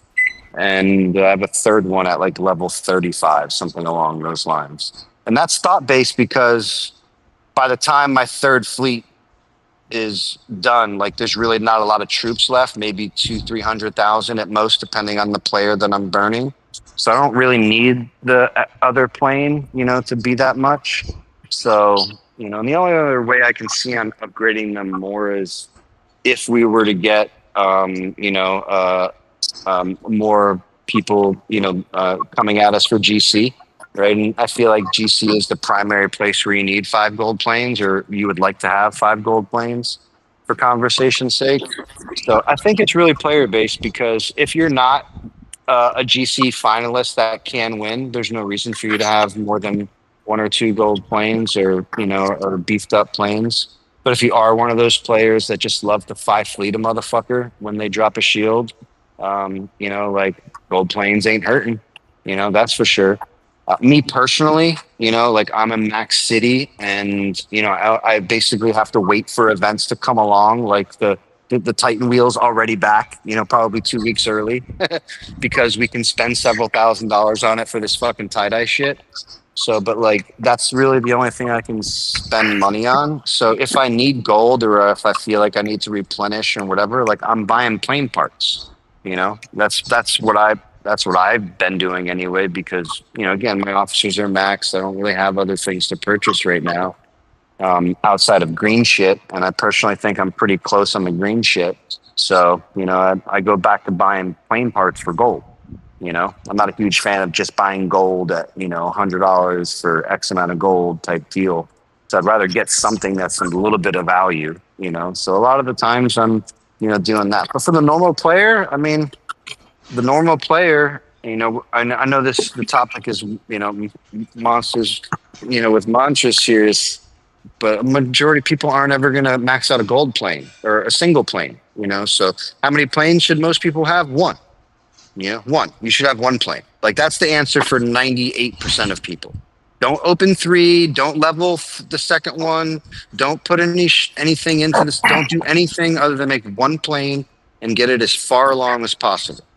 That would be my, whatever suggestion to 98% of people. Now, if you are of the monster capacity and you are spending money at a high level in this game, then yeah, get yourself a second gold plane because Damn it. if you're fucking somebody up in the first battle, you should already have the second fleet in there. You just should. Yeah, I think the conversations are somewhat related in terms of how many troops you have and what you're doing past your first plane. I wholeheartedly agree that, until you get to gold 2.7, you shouldn't really be thinking about a second plane. The one caveat to that is when you get pretty high into the gold ranks, you're going to collect the Warplane alloy a lot faster than you are your blueprints because you're going to be trying to max your lab. So maybe you take a second plane to blue to get the golems just because you're not going to have any blueprints and you're going to have a ton of alloy. I think when you are thinking about troops, unless you are trying to build to be a too big to fail or too big to kill sort of BP, and you're that kind of player, I think a lot of people are better served by staying under 5 fleets, or under 6 fleets at least. If you're starting to get a little bit higher up, though, where you could be hit and you can't empty, I think one of the things you can do to mitigate is have that second plane, up to at least a disruptor level. So you're getting some disruptor activity if you get countered. Oh, for sure. In 357, my second plane, the name of it is Nice Try. Yeah, exactly. And I think, to your point, LG, unless you are in a nation that focuses on GC, it's hard to argue in favor of having 5 planes. I think with some of the newer events, folks who are in that kind of tier where they're maxing multiple planes, I think you want to stop at 3 because a lot of the new events are letting you have 3 fleets. Yeah, I was just going to say, you took the words out of my mouth. Yeah, if you want to really talk, if you're going to try to Polar War events and like maybe the new Wasteland, well, not even the new Wasteland because you can only have 1 fleet. So like a lot of these others, you can only use 3. So yeah, 3 would be a really, again, in 357 or in 425, 3 gold planes. I don't plan on making a 4th one. If Camel only leads me to that, I'll buy something to get something of a little bit of value. So maybe eventually I'll get there. But I agree. I think 3 is a good number for people who are trying to play a majority of the events and even have a halfway decent time in like a GC event, even if you can't win. You can pull the shrimp and send 5 fleets, into the abyss over and over and over again to get first place. Those are all good things. But yeah, I don't see a real reason. I remember talking about this with Great One when they first came out, and it's like, he's like, oh, how many are you going to do? I'm like, I don't know. There's 5 of these fuckers, man. Like, it sounds crazy to have 5 of them, but then you look at a guy like Ronaldo, man, like he's coming at you with 5 gold planes, bro. You know what I'm saying? So, to each his own, and he will 5 fleet you in Void if you let him. So I respect it, if he's out there actually using those things, and which I've seen him do. So like Ronaldo is amazing at 5 fleeting a motherfucker, like he's good at that. That's how he gets all those points. So that's good strategy. So I got to respect it. But that's why I have it. I have it for sending multiple fleets upon a city. I don't think I've really, I definitely didn't build it for GC or Polar or anything like that. I'll say that. I built it in the direct, motivation of having a little extra front line, a little extra oomph on that second and third fleet without the Titans being there. Because a lot of the times, after the first fleet's there, the second one's in there, I can bring the Titan fleet back and get the Titan fleet back in there. Just what happens. So, I think that's the best case scenario. But yeah, man, a lot of these newer nations that really aren't void focused or whatever, they're doing polar war. 3 gold planes would be nice in polar war. You know what I'm saying? Like, it's definitely nice for me. I know it's nice for Ronaldo. Like those guys go nuts in those events. So yeah, I don't mind it. I think it's very expensive. It's one of the most expensive, tidbits of the game. To especially to make a second/third one. But again, I'm not a fan of spending other people's money. I think, depending on what you're doing, especially with all this new stuff being released, you could probably spend your money elsewhere in a little bit of a better capacity, unless you're, like a Max City. So like, let's use you, Big Bird, right? Like Big Bird, you have room for growth, right? Like, with officer equipment, with Titans, with da da da da da. Are you building a second plane? Because if you are, I would tell you to stop. I'm kind of doing what I said, which is using an accumulation of alloy from event rewards while I'm trying to work on my lab. Yeah, exactly. So that makes sense. Yeah, that makes perfect sense. I did take one of them. I guess you can get to purple 1 with just alloy. I think I went to purple 1.4 to get the increased disruptor percentage. But for me, I'm thinking about GC, and I'm taking planes to blue so I can get the level 30 golem skill in there in my, 3rd through 5th fleets. Agree. Yeah. For GC nations, I 1,000,000% agree. Like specifically you guys continue along the GC 3P and stuff. Like, like 100% you should have 5 blue planes, for a C41, spending some money, blah, blah, blah. Like, if you have the capacity, it would definitely be an odd value for you to have those blue planes from a strategical standpoint. Because like you just said, those 20,000 or so golems that just pop up in there every so often, man. What a fucking help. Like what a help. Yeah, but it's definitely not it is the overflow, it's just kind of what I'm organically accumulating from events and that sort of thing. Yeah, exactly. And like those are the places, like, I think over the last 10 podcasts, man, there is so many things to fucking do in this game right now with upgrades and new things being released, blah, blah, blah, blah, blah, blah.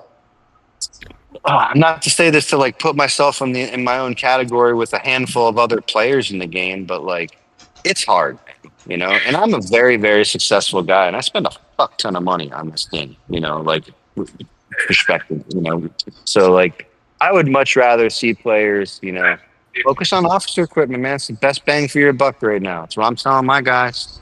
If there's any money to be spent, man, just toss it in that officer equipment because it's the best bang for your buck right now. Hey, we always, Ligat, I want to interrupt you because we always talk about this, and I agree completely. But I think some players want even more concrete advice. So if you had $100 to spend on an average city, how much goes to officers? How much goes to zombies? The gifts? How much goes to Warplane? How much goes to Titan? It would really be budget based, and That's what I'm saying. So you have $100. Break it down from $100. What is my nation? So what is, like, do I have a similar, like, am I a C36 and 425? Is that what you're talking about? Sure. Or am I a fucking, so there's a lot of different perspectives there, but if I'm a C36 and 425 and I have $100 to spend, right? Like I'm going officer equipment and I'm not spending it anywhere else. Like obviously if there's a couple of decent packs out there for some speed ups or something like that, if there's a nice event coming like right before GC, a lot of it's going to be situational based, but like 9 times out of 10, there's going to be something that is good for you. Now, if you can go over to the officer frags and buy 12 Zeus frags and open his BT and get a new level, right? Like everything's going to be really situational depending on the build. But specifically, I mean, $100. I mean, I say this really, really nicely. It goes so fast, okay. And what you're going to get for $100 is really not a lot. So you're going to want to really, again, it's going to be nation/alliance based. What's my focus? What am I doing? Do I like to play Elite War? Do I like to play Void War? Am I just a team attack guy? Do I only join the group attacks, on Sundays? Am I that guy? Because I got a lot of those guys. If I'm those guys, I'm asking them to spend it in places where it's going to help that specific, situation. So can I chime in for a question really quick? Sure. Please do. Who are you? Where are you from? Okay. So you guys are older nations, right? And so we have a lot of the newer nations here, which are also older players, which I understand. But so I want to kind of like take what he asked, but give it like three different questions, right? So in a newer nation, you take that $100, what would you spend it on? Like in the 1200s, what would you spend that $100 on? In progressing to the nations closer, moving forward to like, I don't know, give me some numbers, like fucking the thousands. Sure. I mean, I hate saying thousands because then there's that fucking 111 in their monsters. Yeah. So like, is there different? Is there different?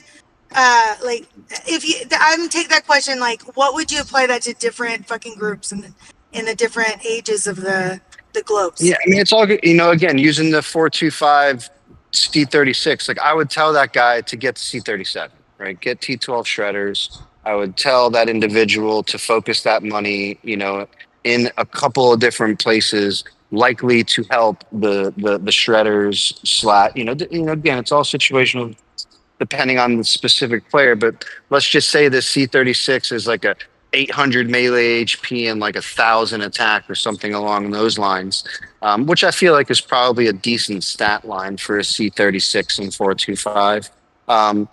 Like there's going to be places, and I would probably ask if they were serious. Like, if it was $100 a month budget or $100 a one-time thing, so it's like, again, the question can be very, very broad, but I would try to narrow it into, how to get the best bang for that buck. I personally like to think that I know just a little bit about Camel to, how you can, maybe spread that money the best. But if you're in a brand new nation, how do you spend that $100? You spend $5 on fucking everything, and till you kind of figure it out a little bit. Me personally, I spent all my money on Titans in the beginning. It set me apart from everybody. Okay, that's what I did. I spent all my money on Titans in the beginning. But there wasn't a fucking plane. There wasn't 32 officers. There wasn't a dragon. Yeah. There wasn't a bunny hanging on my. People starting off, especially if they're non-spenders, like would you? I mean, non-spenders. You're only gonna get what you're supposed to get. And like. Well, I mean, okay, there's only so much to go around. I'm sorry. Hold on. I'm sorry. Low spenders. Let's say that low spenders. Low spenders, again, you're only going to get so far, so like I would say pick something and focus on it. I wouldn't necessarily, sprinkle it everywhere. I'd focus on it and then I'd stop and then I'd focus on something else. And that's the way I built my city. I had a little bit more of a budget, but like in the grand scheme of things, like the way that Camel has made so many different upgrades right now, it would be very difficult to build a city that was focused on much, without a lot of, very specific spending in areas. And I feel like that's where, these podcasts, the Discord servers, the Woody's channels, the Enoch, there's so many different servers out there that offer the information, but where do you spend the money? I mean, it's something that you should really get with your alliance on if you're a team player. If you're a solo player, spend it wherever your pretty heart resides, and you're gonna find over time where it comes and what's going to be the better spend. Because I myself have spent it all on, I don't know, speed ups and heals, and then I lacked in other areas. So like there's a lot of I like to spend money on things that can't be taken away, i.e. officers, Titans, planes, to keep it simple, all across there. To keep it simple, find a target that you want to focus on, like an officer. You want to focus on a certain thing to do with your plane. Don't spend it on consumables. You want to spend it in areas where you can improve in a good amount of time. You know what I mean? Like that's what kind of league I was trying to say. Don't waste it on consumables. Don't waste it on random events that are useless, that are meant for realistically whales. You should take your time and focus on the things that actually improve your city for the future, and it will continuously do so, not just be done in like 2 days when the event's over. No, and honestly, this is why last time you guys all talked, I really enjoyed it because, being in leadership in nations, like you want to help your team and you want to focus on the whole, right? Like what all contributes to your whale. And so that's what I've always wanted to listen to, not just about like what you guys need to do for your big cities, what us players, because we all have different lanes, what we need to do to maximize whatever we do together. I think it can. There's so many events now, and there's so many things to upgrade. I think it can matter a lot on what the alliance decides. So if you want to play, let's say your alliance only plays Wasteland, nothing else. If your alliance only plays Wasteland aggressively and nothing else, then upgrading your second Warplane is kind of fucking worthless.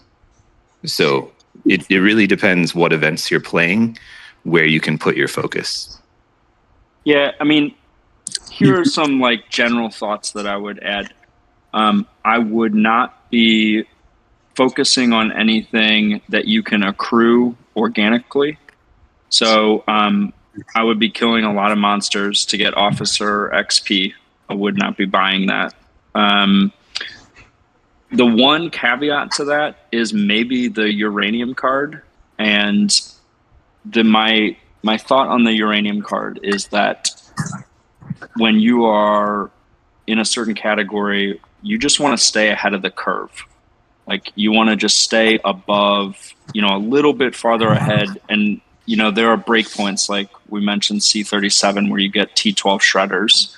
That's a big breakpoint. And so that's the one area, and that card is such a good deal compared to every other source that that's one place where I would call that an exception. But in general, I would be focusing on, at a certain point when you're evolving Titans, you can get that. I can't even remember what it's called. It's like the DNA item that you can get once a week from like Doom's Iron Grip and that sort of thing. But you can't get those mutagen stones easily, right? It's very hard to get those kind of naturally through events.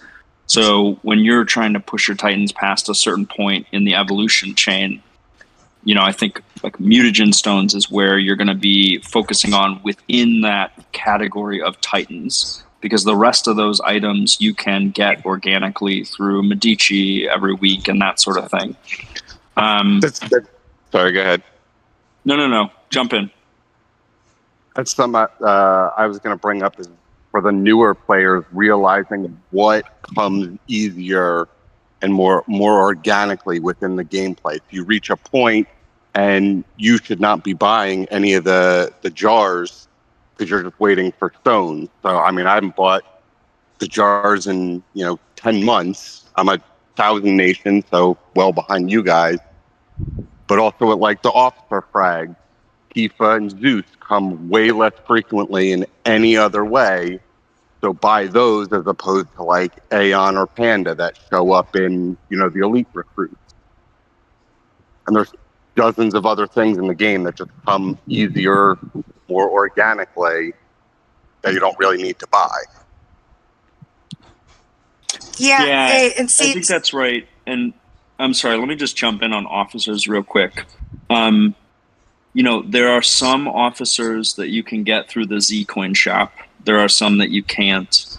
Another thing that I would think about if I was a new player is, you get to choose the skills that you add to your war officers. 2-starring your drill masters just gets you hospital capacity, which is, unless you're in a certain category, it's just not worth putting anything into. You can also reset your war officer skills later. You can't do that with drill masters, so that's kind of a one-way door. And I think to your original question, I think about breakpoints for officers. Zeus and Alex, their regular skill is much more valuable because it relates to damage. And getting getting an officer to 4 stars unlocks a large portion of, excuse me, a war officer's potential. I think for some people, breakthrough skills, 6-star skills, that's not going to happen until you have been playing a lot longer or you're in a different category of spending. But, even just getting to that 4th star and eventually organically getting to level 55 unlocks a lot of that officer's capacity and their ability to impact your stat line. So I would be thinking about what you can get for free and what really doesn't show up, and pushing those, all the different sources available to you as a player, and focusing any money that you're spending on areas where you're not going to be able to get it for free. And there's a lot of this stuff that you can get for free, but there are some things you can't. Yeah, it drags you down when the mutant gene cubes just never come. Like I hear that in my Alliance chat often. It's like, what event gives you these? It's like, none. It used to be So Chaos Lands. can I ask a question about Titans? So say you're in an alliance with, some of the best Titans in the game or whatever, maxed out or whatnot. Like, do your Titans really, if you do a large TA, are your Titans really adding to that? Like, does that make a huge difference, or would it be more important that your officers are stronger if you're a lower spending player? Yeah, that's a good question. So I think there's a couple things. Sorry, LG, I'll let you go. Give me 30 seconds. Do you think? Yeah, there's a couple things that work there. It's the stat averaging that happens, and officers are still the primary source of stats in the game. On Titans, what happens, and somebody will correct me if I'm wrong, but all your Titans HP and attack stack. And so then the question is, where are you hurting your team or bringing down, the max Titans from other players? And there are some skills that are averaged across the entire team. And so you want to think about those skills and focusing on those skills where they actually do get averaged. Because, if you have good skills on the ones that average, then your Titans are serving a function by just adding their attack and HP to the overall Titan stats for the team attack. Whereas the stat averaging, it also takes into account the tiers of troops, and then you have the stat averaging that's like, I think it's a weighted average based on the number of troops you send. So that has the potential to bring the team down more, I guess is what I'm trying to say. Yeah, no. So I've heard all this before. So, and we've tried this before too. I know, but I want to ask it because I want to hear you guys say it, because you guys are the experts, right? So, and I love that you guys are sharing this stuff. So in an instance like that, say you have a smaller nation where you got one whale with strong Titans, and then that the rest of your, for your lower players, would it be smarter for them to not even send their Titans and just send their troops? Like, say if it's a long range, No. they're supporting their whale. No, so still take it. They should. So still send You send it. your Titans. Okay. Yeah, you have to. Okay, Yeah, I mean, no, again, that's they fine. stack. You're trying to keep the main guy's Titans alive, plus stack everybody else's attack, together and all the above. The main idea is to keep them alive, and can that 552 guy mute his mic, or can somebody mute that guy? Mushy or some shit? I don't know. What I also realized, when you don't bring Titans, you actually take more damage, even if you're in a group. Yeah, for sure.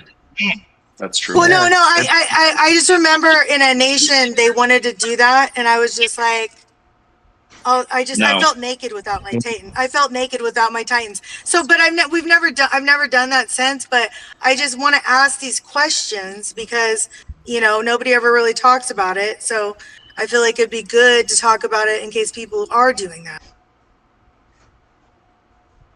I mean, the Thank only you. time I'm sending my Titans is, a fleet without my Titans is if my others are busy, and it's, something better than nothing, I guess, so I guess my response would be always send your Titans if they're available, unless you think you're going to be countered and you're setting some sort of trap, type deal.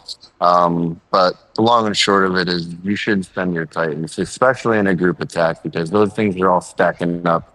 And if you ever watched a video of a group attack, you can see Titans dying, then members joining, and then the HP going back up.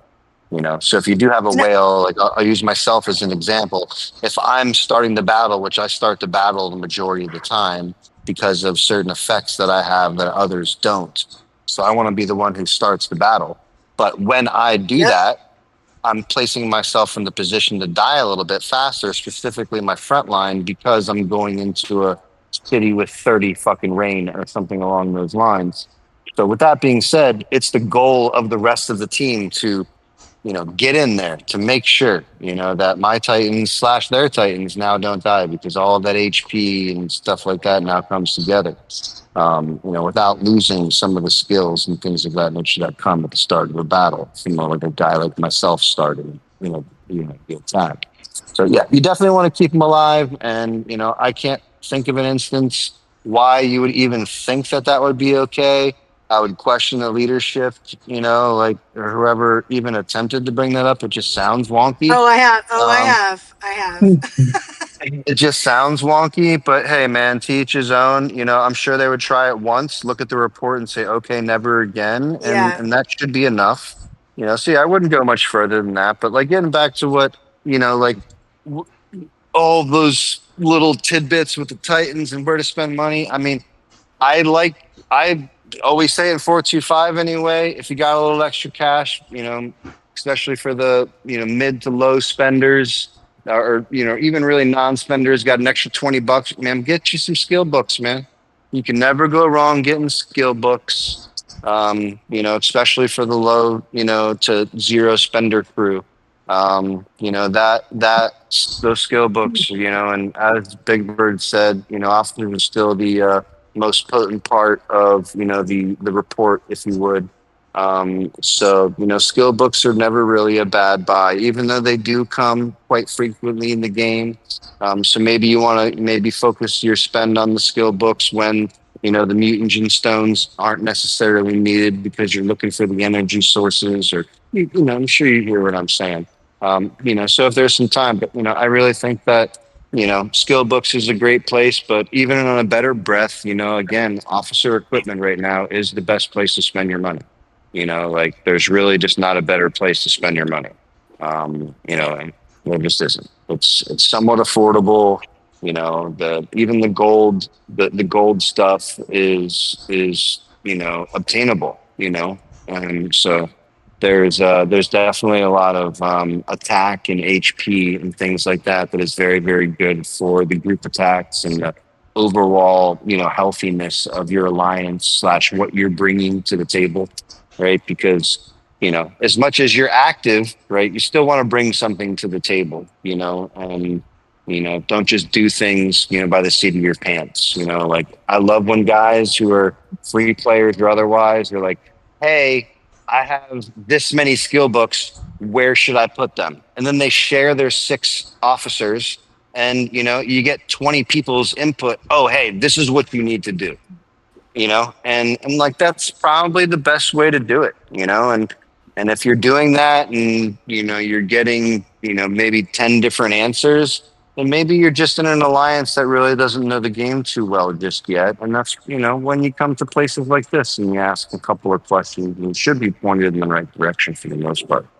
and there's plenty of places where, again, there's fucking spreadsheets and pictures and screenshots and color codes and all types of crazy shit. If you go on Barry server, man, that guy's got everything on Barry server, and shout out Barry for, doing the stream tonight and recorded, man. I appreciate you, brother. I know Big Bird and, the other guys here appreciate you. And I know that there's a commander number in the chat, man. If you guys got a couple of extra dollars, throw it Barry's way for helping us out tonight while Woody's at work, so we could be here, at the same time, same place, like we had talked about, moving forward. So I appreciate that, Barry. I know the guys here do too. So, but yeah, like that's the good stuff, man. Like those are the little places where, in my opinion, the best place right now is to put your little ducats, and bring something to the table, where you're going to get some hopefully some good feedback from your alliance members.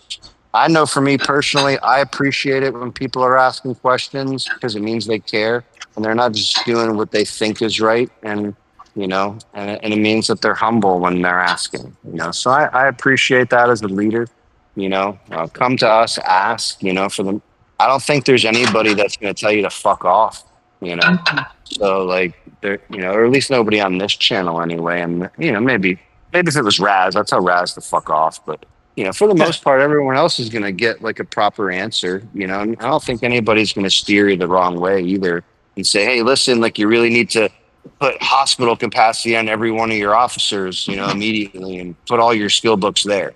Like if somebody told you that, like they should take a long walk off a short pier. So, like those are just, so a little bit of money that's being spent for the loads of zero spenders, man, officer equipment. If you can get to that next level of Titan, do it. If you can get to that Alex Zeus opening up, if you can get that next level of Titan, to from 26 to 20, whatever it is, like that's where you want to do it, and if you look at everything before you put your money on the game, you drop your little $100, use that, as the mark, you drop that $100 on the game, you should know for the most part where you're going to spend it before you put that money on the game. And you should do that with, asking a couple of questions, looking at the key parameters of your city, your male and your female Titan, your different skill sets of your planes and things like that. Because, you could spend $5 and get like 7 different little upgrades on, some random thing for buying a $3 pack over here and a $2 pack over here. And now you got 4 upgrades, so it works out well sometimes. I know that's a little bit on the wonky side using those numbers, but it does happen, for the guys who plan it out properly.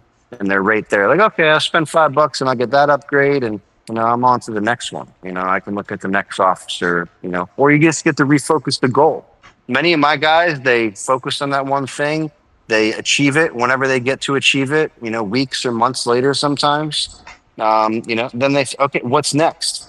I love those. Like the guys who get the T12 and when they finally, get the whatever, the actual shredder, right? Because going C37 is one thing for the little spender or the no spender, but actually getting the T12 shredder is a whole nother thing, right? So, and then there's, all of those things start to come to play, but also you want to push them to the garage, right? You want to get them to go there, because maybe it's going to be a long time before they, go to C38, I mean, I think a great topic for maybe next week is what are you guys telling your C37s with C44 coming out? Are you telling them to go to C38 and drop EMPs? Or are you telling them to go to C39, and switch to mid-range? Like what do you like? I don't know what the answer to that is yet. I'm on the fence, so I feel like that's going to be my next topic to like throw in there in the near future is like, what are you guys telling them what to do? Because I don't really have the answer to that question. I'm tempted to, tell them to skip and go to C39 and switch to mid-range, like for real. Yeah, I think on the topic of next week, that's going to have to, we're at 11 o'clock, so I'm going to have to sign off. But I look forward to talking about that next week with you. Yeah, it's crazy. It's like something that I've really been pondering here for probably the last 4 or 5 months, because I know, the next city upgrade's coming soon. And, like how long do people have to prepare?